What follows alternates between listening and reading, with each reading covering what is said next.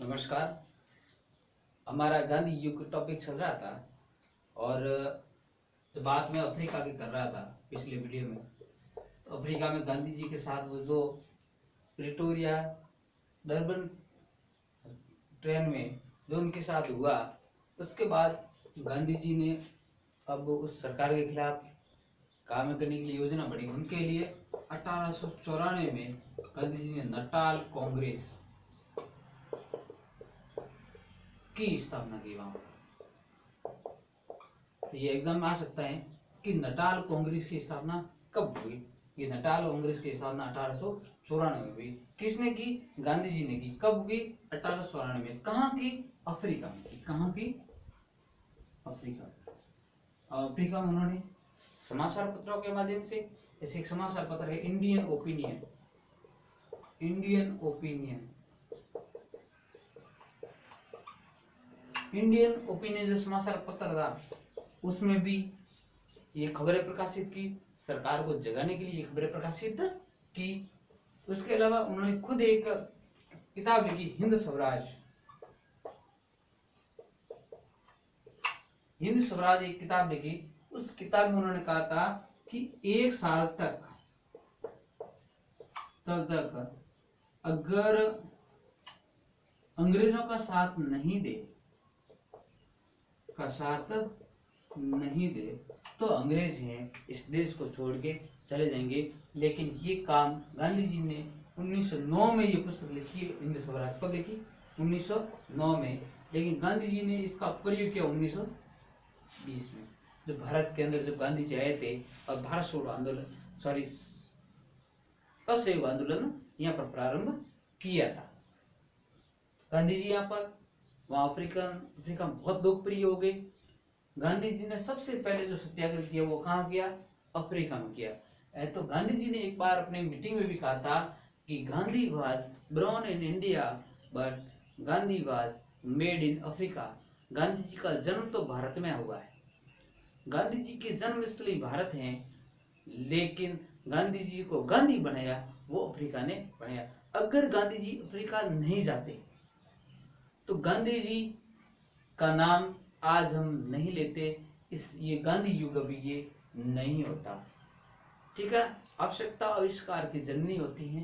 गांधी जी ने जिस प्रकार अफ्रीका में जाकर के वहां की समस्याओं को हाथ में लिया और अफ्रीकन सरकार को घुटने टिका दिए, अंत में 1913 में अफ्रीका सरकार ने एक कानून लाया, इसमें काले गोरे का भेदभाव था वो समाप्त कर दिया। काले गोरे का भेदभाव था वो समाप्त कर दिया। अब गांधी जी वह बहुत लोकप्रिय हो गए और अब गांधी जी 9 जनवरी 1915 स्वदेश लौटेंगे। स्वदेश लौटे। इसी दिन को प्रवासी भारतीय दिवस के रूप में मनाया जाने लगा। जब श्रीमान मोदी जी की सरकार आई तब 2014 में आई थी, 14 चला गया, 15 में ये मनाया गया और उसके बाद ये प्रवासी भारतीय 2 साल में एक बार मनाया जाता है। 2 साल में एक बार। अब आपसे प्रश्न पूछ सकते हैं कि प्रवासी भारतीय दिवस साल में कितनी बार मनाया जाता है? तो ये 2 साल में एक बार मनाया जाता है। 2015 में मनाया, 2017 में मनाया, 2019 में मनाया, अब 2021 में मनाएंगे। ठीक है ना। तो ये आपकी छोटी सी जानकारी के लिए था। गांधी जी भारत आ गए और भारत में आकर के गांधी जी के जो गुरु थे गोपाल कृष्ण गोखले। गांधी जी के गुरु कौन थे? गोपाल कृष्ण गोखले। अब गांधी जी गोपाल कृष्ण गोखले से मिलते हैं। गोपाल कृष्ण आपको पता है उदारवादी नेता थे, गोपाल कृष्ण गोखले।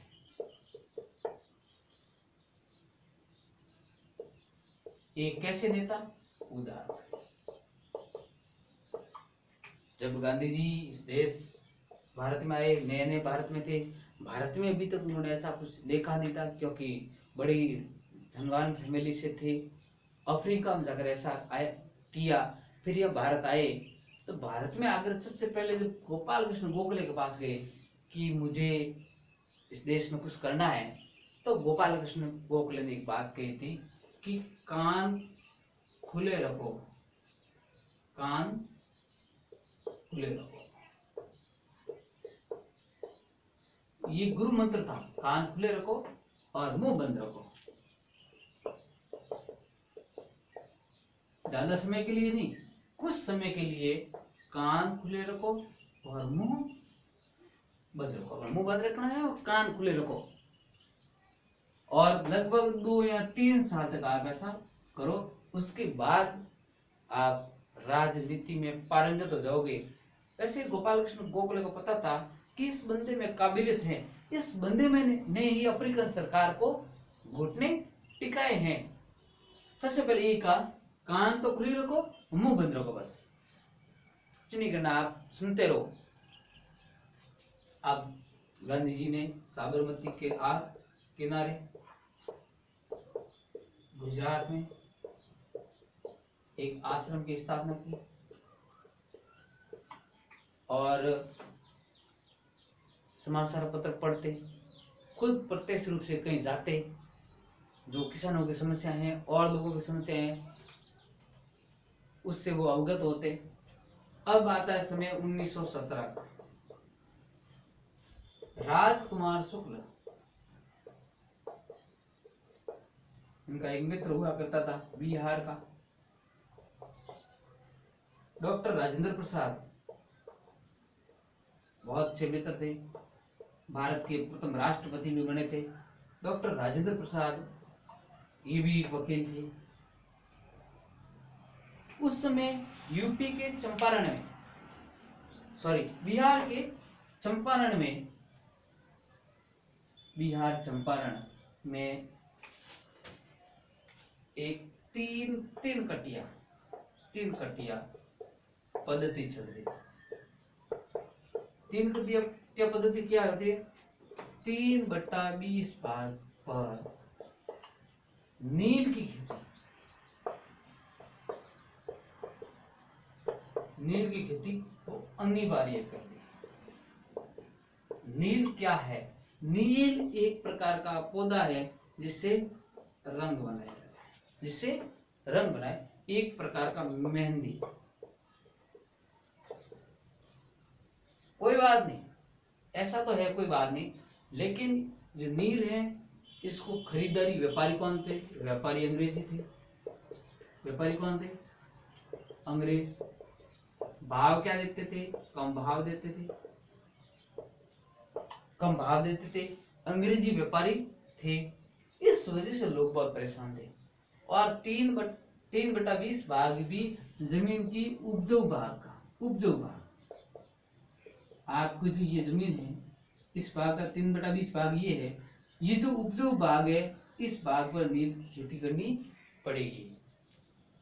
इसके अलावा इस भाग पर जो आप नील बोओगे वो खरीदेंगे अंग्रेज चाहे जितने पैसे दे सकते थे। और जैसे यहाँ पर गेहूं बोया है, यहाँ अगर अंग्रेज कहे कि मैं 1 क्विंटल के 3000 रुपये दूंगा, हमें लगता है कि मैं 35 रुपये चाहिए, तो हम देखेंगे भाई गेहूं का भंडार कर सकते हैं ना, हम नहीं बेचेंगे। अगर खरीदने वाला भी नहीं है तो घर में उसको खाने में काम में ले लेंगे। लेकिन नील पौधा है वो रंग बनाने के काम आता था, वो खाने के लिए काम नहीं आता। बहुत बेहद किसान बहुत परेशान थे, किसान परेशान थे। अब किसानों को एक ऐसे लीडर की आवश्यकता थी जो कि अपनी इस समस्या का समाधान करा सके। तो वहां के एक लीडर थे राजकुमार शुक्ला जी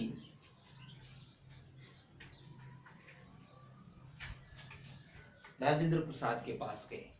तो राजेंद्र प्रसाद ने गांधी जी को कहा कि गांधी जी, किसानों के साथ बिहार में इस प्रकार का अत्याचार हो रहा है, आप वहां चले। तो राजेंद्र प्रसाद, डॉक्टर राजेंद्र प्रसाद और गांधी जी ने जाने का फैसला कर दिया। अब गांधी जी की बात अंग्रेजों तक पहुंच गई कि एक ऐसा लीडर जिन्होंने अफ्रीकन सरकार को घुटने टिकाए हैं और वो यहाँ आ रहा है। 1917 की बात कर रहा हूँ। तब ट्रेन से ये आ रहे थे, चंपारण रेलवे स्टेशन पर उतरे। उस समय इतने किसान उनका स्वागत करने के लिए आए कि ट्रेन पर एक प्रकार का जुलूस उमड़ पड़ा। ऐसा देखते ही गांधी जी को वहीं रोक लिया। गांधी जी को अंग्रेज सरकार ने वहीं रोक दिया। भाई कैसे आए थे? गांधी जी का मैं तो किसानों की समस्या है इस प्रकार की, इस वजह से मैं आया हूँ। तो कि अब से कोई समस्या नहीं रहेगी, अब आप खाता जोड़ी है और अब यू टर्न लीजिए, अब आप गो बैक, वापस आओ। अब आज से 3 कट्टियापंथी वो है समाप्त। तो गांधी जी का पहली बॉल पे छक्का लग गया, गांधी जी का काम हो गया। गांधी जी का आत्मविश्वास बढ़ा, गांधी जी का हौसला है वो 7वें आसमान पर पहुंच गया। अब गांधी जी के जीवन का ये था पहला भारत में सत्याग्रह। भारत में सत्याग्रह, भारत में ये था उनका पहला सत्याग्रह। पहला सत्याग्रह गांधी जी का एकदम सही से लगा, पहली बॉल पे छक्का लग गया। अब आपका आत्मविश्वास वो 7वें आसमान पर है। अब गांधी जी रुकने वाले नहीं है। अब यही से गांधी जी है वो एक भारतीय गांधी के रूप में काम करते हैं। फिर वहां अहमदाबाद अपने पास में पड़ता है। अहमदाबाद में मजदूर थे, मजदूर मिल। ये बात 1917-18 की कर रहा हूं। उस समय भारत के अंदर प्लेग फैला था। उस समय भारत के अंदर प्लेग नामक एक महामारी फैली थी और बहुत ही घातक महामारी थी। मैं इसलिए घातक कह रहा हूं कि आज जो कोरोना है 2020 में कोरोना खतरनाक घातक मान रहे हम, और 1917 में प्लेग। उस समय इतनी चिकित्सा सुविधाएं नहीं थी, यानी कि कहते थे, मैंने बुजुर्गों से सुना है कि एक को जलाया, यानी उसका अंतिम संस्कार किया और वापस घर आए तो घर पे तैयार था एक जलाने के लिए। वापस उसको लेकर गए, उसको जलाए, वापस घर आए तो एक और तैयार था। यानी इस प्रकार की महामारी 1917 में फैली थी। पूरे भारत के अंदर ये थी। इतिहास अपने आप को दोहराता है। 1917 से 2020 है लगभग 100 साल में एक और महामारी आ गई है, वो है कोरोना, जो वर्तमान में चल रही है। इस प्रकार नहीं, कोरोना पर भी कंट्रोल करना बहुत मुश्किल है सरकार के लिए। तो एक प्रकार गले की हड्डी बन गया कोरोना, है ना। सरकार फिर भी प्रयास कर रही है और हमारे देश पर थोड़ा बहुत कंट्रोल है। लेकिन उस समय 1917 की बात है, इतनी चिकित्सा सुविधाएं थी नहीं, बीमार हुए और तुरंत मरे, ये था। तो उस समय जो अहमदाबाद में जो मजदूर थे, मजदूरों ने मांगा था प्लेग का कमीशन, प्लेग का कमीशन मांगा, क्योंकि ये लोग बीमारी के अंदर फैक्ट्री में काम करते थे, कंपनी में काम करते थे। यानी जब उस भयंकर महामारी थी तो मजदूर थे, वो बेचारे कंपनी में काम करते थे। इन्होंने 50% कमीशन मांगा। मजदूरों ने कितना मांगा? 50% कमीशन मांगा। लेकिन पहले तो मालिक थे, मजदूर मालिक, मिल मालिक, उन्होंने मना कर दिया कि कोई कमीशन नहीं दिया जाएगा। लेकिन थोड़ा बहुत मजदूर थे, वो इकट्ठे हुए आंदोलन करने वाले थे। उस समय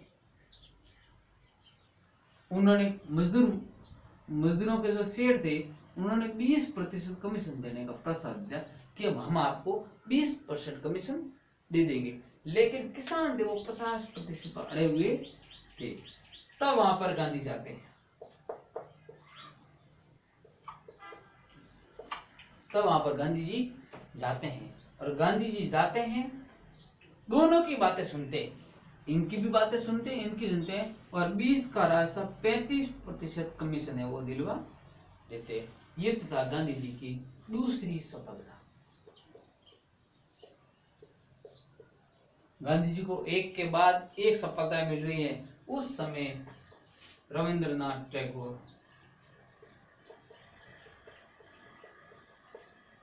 उस समय रविंद्रनाथ टैगोर ने गांधी जी को महात्मा की उपाधि दी थी। महात्मा की उपाधि दी थी। किसने दी? रविंद्रनाथ टैगोर ने दी। किसको दी? महात्मा गांधी जी को दी। अब गांधी जी का आगे महात्मा गांधी। अब यहां से ये महात्मा गांधी है। इससे पहले केवल करमचंद गांधी थे। महात्मा गांधी को इस सफलता के बाद महात्मा की उपाधि मिल गई। चलिए, अब गांधी जी का दूसरा आंदोलन भी सफल हो गया। अब वहीं अहमदाबाद में बारदोली नामक स्थान, वहां पर किसानों के ऊपर ज्यादा टैक्स ले रहे थे। उस समय सरदार वल्लभ भाई पटेल,